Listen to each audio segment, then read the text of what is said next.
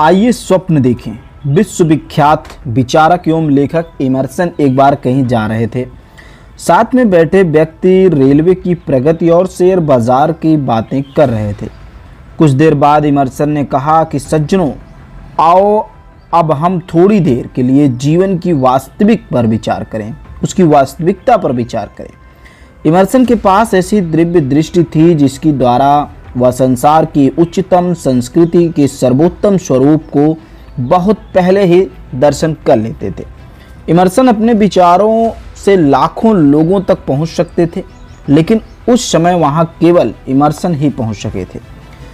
तभी तो इमर्सन को स्वप्न दृष्टा भी कहा जाता है। एडिसन भी स्वप्न देखते थे, परंतु उनकी जो दूरदृष्टि है केवल 50 वर्ष के बाद आने वाले मानव के स्वरूप को ही देख पाती थी। उसने भी अपनी तीव्र दृष्टि से देख लिया था कि आने वाली पीढ़ी उसके अन्वेषण और आविष्कारों के जीवन की अनेक शुभ सुविधाएं प्राप्त कर सकेगी। आज उनके अन्वेषण और आविष्कार संसार के लिए अद्वितीय, अति परिचित हैं, परंतु उस समय उन्होंने ये देखा कि केवल एडिसन ही थे। आज से लगभग 50 वर्ष पहले एडिसन ने अपनी दूरदृष्टि के द्वारा मनुष्य को उन अनेक यंत्रों का वास्तविक प्रयोग करते हुए देख लिया था जिनका अन्वेषण और आविष्कार उन्होंने किया था। ऐसे स्वप्न दृष्टा अपनी दिव्य दृष्टि द्वारा सभ्यता के स्वरूप को आने से बहुत पहले ही देख लेते हैं। सन 1949 में कुछ स्वप्न दृष्टाओं ने अमेरिका के पश्चिमी तट पर सबसे बड़ी बंदरगाह सान फ्रांसिस्को नामक नगर का जो है निर्माण किया था, लेकिन भीषण भूकंप और गर्मी के कारण वह बंदरगाह ध्वस्त हो गया था। अनेक लोग वे घर बार को गए थे, मतलब उनके पास घर बार नहीं था। कुछ नए स्वप्न दृष्ट आए और उन्होंने अपनी कल्पना की आंख से एक नए जो है सान फ्रांसिस्को को देखा। तब उसी के अनुसार उस समय नए नगर का निर्माण हुआ जो पहले से भी विराट था। ऐसा होता है, मानव के अपराजय निर्माण भावना से कभी थकती नहीं है, लेकिन इस निर्माण भावना का उदय सदा कल्पना में ही होता है, स्वप्नों में ही होता है। अमेरिकी कांग्रेस के कुछ सदस्य अमेरिकी रेगिस्तान में पैसिफिक सागर तक रेलवे लाइन बिछाने की एक मूर्खतापूर्ण काम कहा करते थे, लेकिन कुछ स्वप्न दृष्टाओं की सतत प्रयास, उनकी प्रेरणा से ही यह कार्य पूर्ण हुआ। एक छोटे से रेड इंडियन गांव के शिकागो जैसे अंतर्राष्ट्रीय नगर के रूप में देने की कल्पना भी स्वप्न दृष्टाओं ने ही की थी। और यही क्यों, लॉस एंजल्स में कंसास आदि अनेक नगरों से बनने से पहले स्वप्न दृष्टाओं ने इन नगरों की कल्पना कर ली थी। उन्हें अपने स्वप्नों में देख लिया था और उनके स्वप्नों के कारण ही इन नगरों की वास्तविकता सत्ता संभव हो सकी। स्वप्न दृष्टा ही मानवता के अग्रिम दल हैं।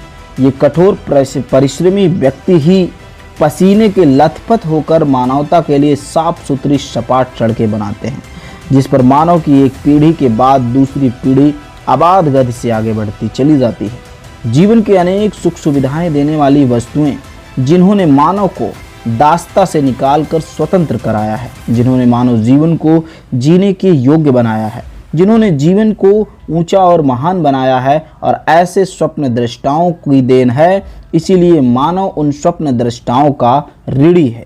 यदि संसार के इतिहास में से उन स्वप्न दृष्टाओं के वृत्तांत निकाल दिए जाएं तो उसमें पढ़ने योग्य क्या रह जाएगा। संसार का वर्तमान स्वरूप स्वप्न दृष्टाओं के कार्य रूप में परिणत है। स्वप्नों की जोड़ ही तो है जो विशाल समुद्री जहाज, आश्चर्यजनक सुरंगें, विराट पुल, अस्पताल, पुस्तकालय, राष्ट्रीय और अंतर्राष्ट्रीय नगर, जीवन की सभी सुख सुविधाएं, अनेक वैज्ञानिकों के साधन, कला भंडार है। ये सब किसी न किसी स्वप्न दृष्टाओं के स्वप्न का ही परिणाम है। प्रायः सुनने को मिलता है कि स्वप्न दृष्टाओं के स्वप्न अथवा उनकी कल्पनाएं अव्यवहारिक और असंभव होती है, तथा ऐसे व्यक्ति या तो स्वप्न देखते हैं या फिर उनके पांव धरती पर नहीं पड़ते।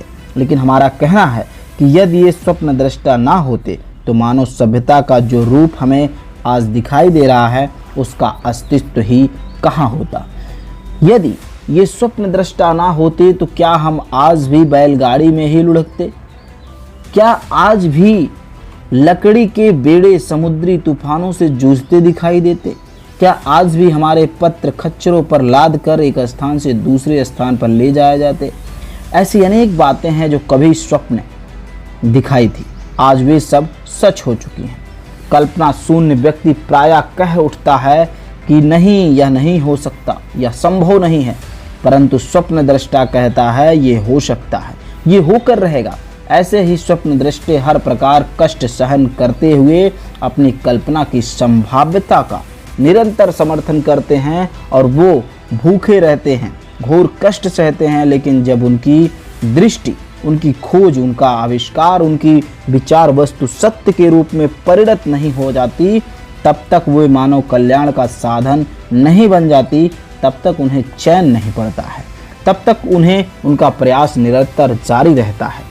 कोलंबस को कितना अपमान सहना पड़ा था, उसकी कितनी आलोचना की गई थी। लोग उसे दुस्साहसी कहकर बुलाते थे और बच्चे उसे पागल कहकर चिढ़ाते थे। उसका अपराध केवल इतना था कि उसने अपने सपनों में सागर के पार भी एक संसार को बसा हुआ देखा था, लेकिन अनगिनत बाधाओं पर विजय प्राप्त करके उसने अपने सपनों को वास्तविक सत्य के रूप में परिणत कर दिया।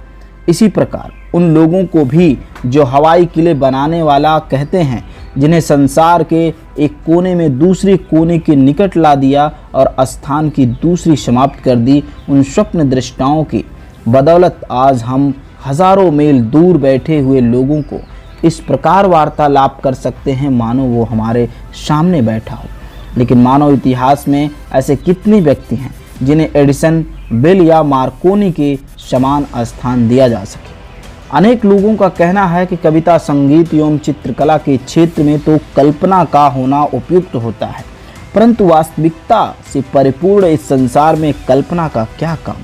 ऐसे व्यक्तियों को ये नहीं भूलना चाहिए कि मानव जाति के सभी नेता अथवा अग्रणी व्यक्ति स्वप्न दृष्टा ही होते हैं। आज के महान उद्योग धंधे व व्यापार किसी न किसी स्वप्न दृष्टा के ही स्वप्नों का परिणाम है। यदि ये व्यक्ति ना होते तो मानव जाति अभी भी रेंगती हुई दिखाई देती। इसीलिए सर्वश्रेष्ठ और व्यवहारिक व्यक्ति वही होता है जो भविष्य को पर्याप्त दूरी से भी पहले देख लेते हैं और निश्चित रूप से आगे निकल जाते हैं।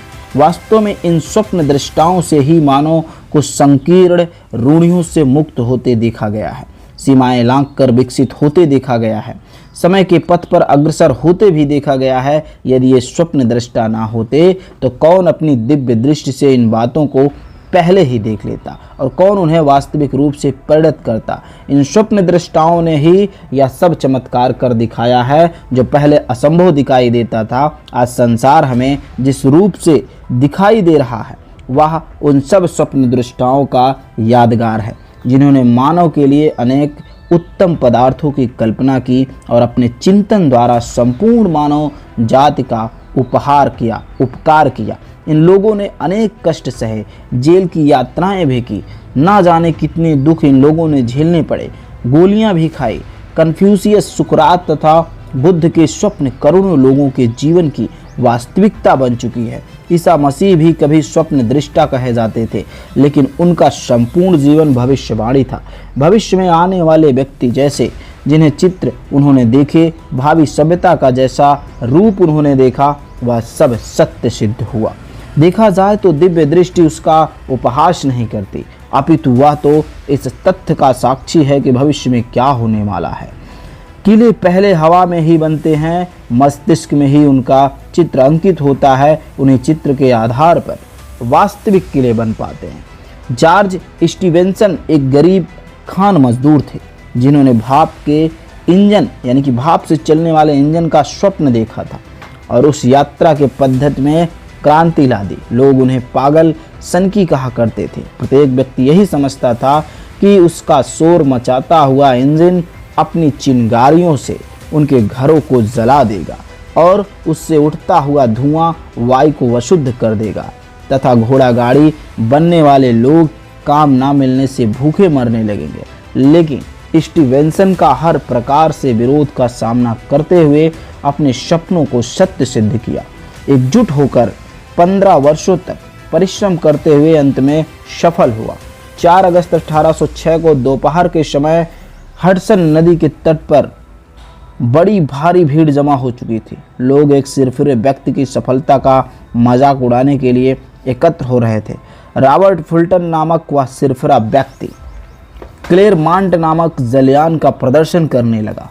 लोगों की बातों का क्या, उसे तो अपने तन बदन में भी शुद्ध ना थी।